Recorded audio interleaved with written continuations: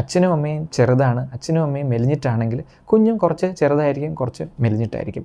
നേരെ മറിച്ച് അച്ഛനും അമ്മയും നല്ല ഹൈറ്റുണ്ട്, ആവശ്യത്തിന് നല്ല വെൽ ബിൽറ്റാണ്, പക്ഷേ കുഞ്ഞ് വളരെ ചെറുതാണെങ്കിൽ അവിടെ നമ്മൾ കുറച്ചുകൂടെ കൺസേൺഡ് ആകുന്നിരിക്കും. അപ്പോൾ ഓരോ കുട്ടിക്കും ഇത് വ്യത്യാസമായിരിക്കും, ഓരോ ഫാമിലിയിലും എക്സ്പെക്റ്റേഷൻസും കാൽക്കുലേഷൻസും ഒക്കെ വെച്ചിട്ടുണ്ടെങ്കിൽ മിക്കവാറും കുട്ടികൾ ആ ഒരു കറക്റ്റ് വെയിറ്റിലെത്താറില്ല.